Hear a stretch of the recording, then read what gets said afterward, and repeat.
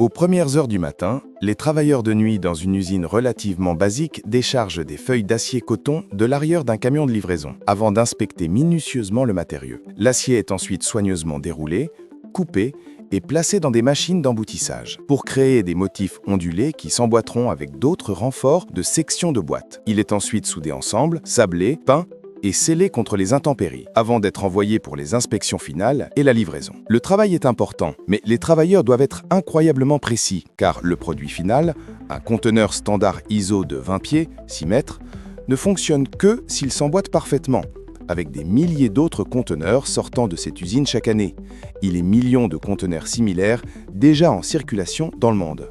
Ce conteneur maritime, par ailleurs ordinaire, va vivre une vie incroyablement difficile. Il sera exposé au sel corrosif, au soleil constant, à la chaleur du désert et au froid arctique, tout en étant ballotté et empilé sous des centaines de tonnes de ses camarades rectangulaires. Des conteneurs comme celui-ci ont changé le cours de l'histoire économique mondiale.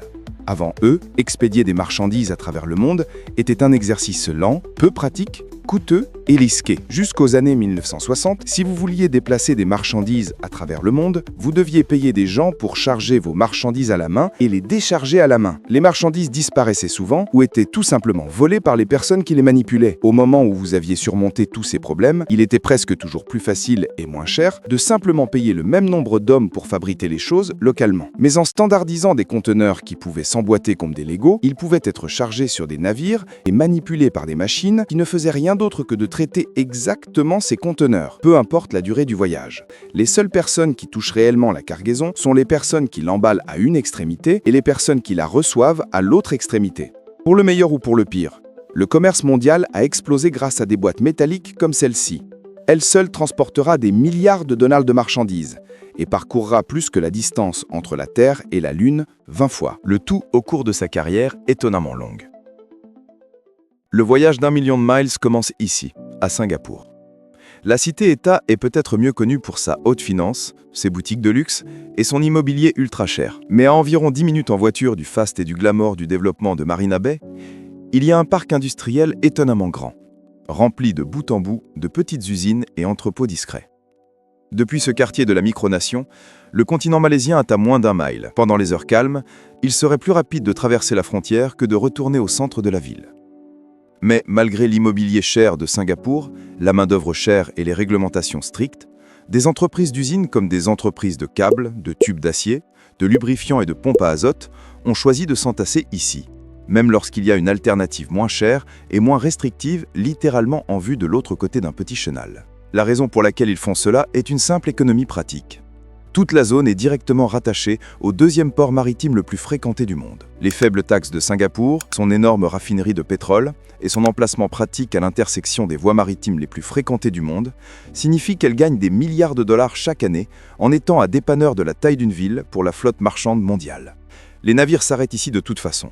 Alors pendant qu'ils le font, ils peuvent aussi bien faire le plein, se réapprovisionner en provisions et oui, si le premier ingénieur le demande, lubrifier leurs machines. Ces usines s'entassent ici pour pouvoir vendre leurs produits directement à ces navires au passage, sans avoir à faire face aux obstacles du franchissement d'une frontière. L'une de ces entreprises est TLS, l'un des plus grands fabricants de conteneurs au monde, qui opère à partir de l'usine relativement modeste de tout à l'heure. Ironiquement, les conteneurs maritimes sont en fait de terribles produits à expédier, car leur prix par mètre cube est extrêmement bas. Le prix commercial d'un conteneur standard de 20 pieds, 6 mètres, de TLS est d'environ 3 000 $, environ 2 700 €. Il existe presque certainement des réductions disponibles pour les achats en gros importants. Et le prix augmente si vous voulez acheter un conteneur spécialisé, comme un avec réfrigération et isolation. Mais l'épine dorsale du transport maritime mondial, le conteneur standard sans fioriture de 40 pieds, 12 mètres, est vendu pour environ 3 000 $, environ 2 700 €. Maintenant, c'est un défi, parce que le coût d'expédition de ce conteneur de Los Angeles à Singapour, au tarif d'expédition d'aujourd'hui, serait d'environ 3 000 $. Donc au moment où il arrivait là où il devait être, le coût d'expédition du conteneur valait plus que le conteneur lui-même. Pour tout le transport maritime mondial et le commerce qu'il permet, il y a 3 variables qui dictent où et comment les choses sont fabriquées et où elles sont vendues: la taille, le poids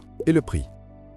Les produits petits, légers et chers, comme les puces informatiques, les médicaments et les cosmétiques, sont beaucoup plus pratiques à commercer partout dans le monde, car leurs coûts d'expédition sont faibles, surtout par rapport à leur prix final. Un article grand, bon marché et lourd, comme un conteneur maritime cependant, ne sera presque jamais déplacé vide, car cela n'a tout simplement pas de sens de prendre de la place avec lui. D'autre part, un seul conteneur rempli de sections de boîtes et de tôles d'acier enroulées pourrait fabriquer des centaines d'autres conteneurs. Il est donc tout simplement plus économique de les fabriquer là où ils sont nécessaires que de les déplacer sans payer de cargaison à l'intérieur. En juillet 2022, le monde a vu le résultat de cette réalité économique pratique de première main. Le prix du transport maritime mondial a explosé, en partie à cause de l'accumulation de conteneurs sur la côte ouest américaine. Une augmentation du volume des échanges entrants en Amérique a submergé les ports, et il n'y avait pas le même volume qui ressortait. Donc les conteneurs se sont empinés dans les cours de stockage juste à l'extérieur des terminaux maritimes. Finalement, les ports ont commencé à infliger des amendes aux entreprises pour avoir gardé leurs conteneurs sur leur terrain. Ils ont commencé à 100 $ par jour. Mais ces amendes augmentaient de 100 $ chaque jour et s'accumulaient jour après jour. Donc, en une semaine, le coût de conservation de ces conteneurs en stockage était supérieur au coût des conteneurs eux-mêmes. Même aujourd'hui, envoyer l'un de ces conteneurs d'Amérique en Chine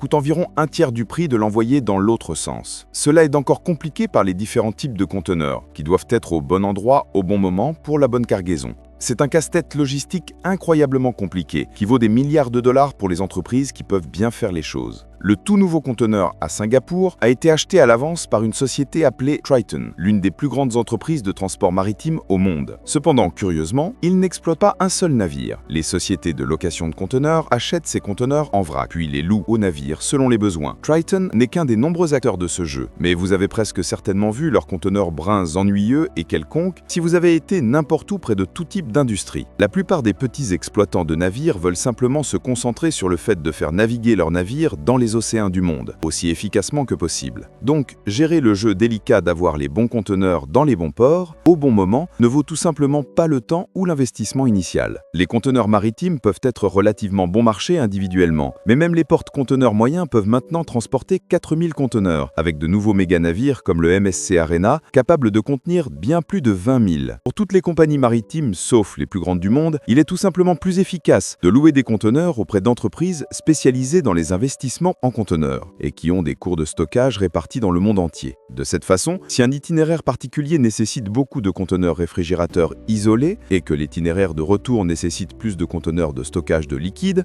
alors la compagnie maritime peut être flexible à cette demande, sans se soucier de l'endroit où mettre les conteneurs inutilisés. La grande majorité des conteneurs, cependant, sont simplement des coquilles vides, comme celui à Singapour, qui a déjà été loué à une petite compagnie maritime indépendante remplie d'équipements cryogéniques, de pompes à azote et chargé sur un cargo indépendant au quai. C'est un premier voyage inhabituel pour un nouveau conteneur, car un petit navire comme celui-ci n'est pas compétitif en termes de coût, avec les méga cargos qui sont devenus extrêmement populaires ces dernières années. Sur les 100 plus grands porte-containers navigant dans le monde, 80 d'entre eux ont été construit au cours des 5 dernières années. 2020 a fourni aux marchés mondiaux beaucoup d'argent bon marché, et les gros navires comme celui-ci coûtent beaucoup d'argent à construire. C'est donc l'occasion parfaite pour les entreprises de doubler la mise sur la création des porte-containers les plus grands et les plus efficaces du monde. Dans ce jeu, la taille compte, et la course pour devenir plus grand se résume tout à une formule simple. Un navire qui est 2 fois plus long peut empiler des containers 2 fois plus hauts et à 2 fois la largeur sera capable de transporter 8 fois plus de containers de fret, souvent tout en brûlant moins de carburant que les concurrents plus petits mais plus obsolètes. La taille de l'équipage n'évolue pas non plus de manière linéaire. Même l'infâme Ever Given ne navigue qu'avec un équipage de 25 personnes. Les navires plus grands et plus récents peuvent s'en sortir avec encore moins que ça. Cela signifie que le coût par container expédié diminue considérablement, avec des augmentations relatives de la taille du navire lui-même. Le navire sur lequel notre container est chargé est beaucoup plus petit, et donc du mauvais côté de cette courbe. Mais il reste viable, car il fonctionne le long des routes que ces grandes entreprises ne sont pas en mesure ou ne sont pas disposées à exploiter. Les gros navires sont très spécialisés, ils ont besoin de ports massifs en eau profonde, avec un équipement de chargement dédié, et ils sont tout simplement trop gros pour naviguer dans les goulots d'étranglement comme le canal de Suez ou de Paname. Beaucoup de ces nouveaux navires ont été conçus dès le départ pour ne naviguer que dans l'océan Pacifique, reliant les plus grands ports d'Asie aux plus grands ports d'Amérique du Nord. Ce petit navire, en revanche, peut s'amarrer à peu près n'importe où. Et même si les ports n'ont pas leur propre infrastructure de chargement, il est équipé de ses propres grues pour déplacer le fret sur et hors de lui-même. Les pompes à azote se dirigent vers une usine de transformation alimentaire à Dubrovnik, où le conteneur lui-même sera déballé, avant d'être chargé sur un navire encore plus petit qui l'emmènera dans une cour de stockage en Grèce.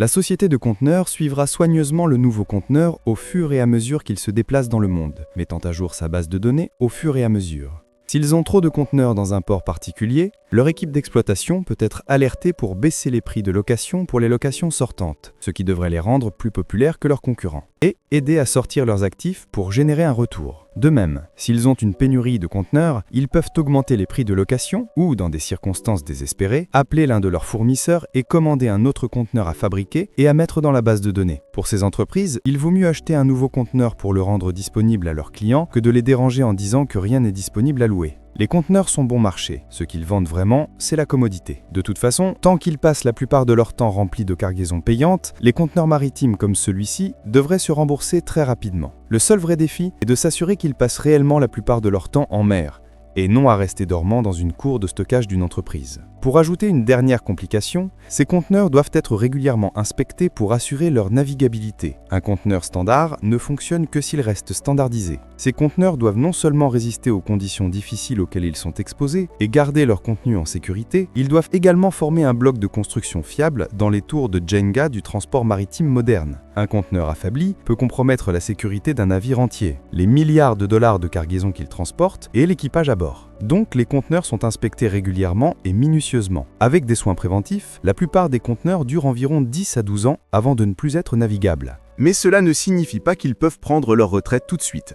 Ces conteneurs plus anciens sont souvent utilisés exclusivement pour le transport ferroviaire ou routier, où ils ne seront pas empilés aussi haut, ou ne seront pas soumis au roulis d'un navire. Selon la façon dont ils tiennent, ils peuvent facilement durer une autre décennie sur Terre. Après cela, il devient tout simplement moins cher de recycler la ferraille d'acier et d'emboutir à un autre conteneur maritime pour recommencer tout le processus. Soit ça, soit le vendre à un adepte de l'écologie pour en faire une maison. Il n'y a pas de mauvaise réponse. Maintenant, se débarrasser des conteneurs est facile. Se débarrasser des navires eux-mêmes est beaucoup plus difficile. Mais cela a créé l'un des marchés gris les plus fascinants du monde. Donc, si vous êtes intéressé par cela, dites-le moi dans les commentaires et abonnez-vous pour ne pas manquer les prochaines vidéos sur ce sujet. Voilà, c'est tout pour cette toute première vidéo. Vous savez, tout comme Kylian Mbappé vit et respire le football chaque jour, moi, je suis complètement passionné par tout ce qui concerne l'argent, l'économie, le business et la finance. C'est littéralement ce qui me passionne au quotidien. Et c'est exactement de ça que cette chaîne va parler. Comprendre comment les entreprises modernes fonctionnent réellement, analyser les stratégies des grandes marques, décrypter les modèles économiques qui font le succès des business d'aujourd'hui, explorer les mécanismes de l'économie mondiale, bref, tout ce qui peut vous aider à mieux comprendre comment l'argent et le business façonnent notre monde. Si vous êtes curieux de découvrir les coulisses du monde des affaires et comprendre la logique derrière les décisions économiques qui nous entourent, alors vous êtes au bon endroit. Faites-moi une immense faveur en vous abonnant à la chaîne dès maintenant pour ne manquer aucune de nos prochaines vidéos. Et ensemble, on va décortiquer le monde fascinant de l'économie moderne. À très bientôt pour la prochaine vidéo.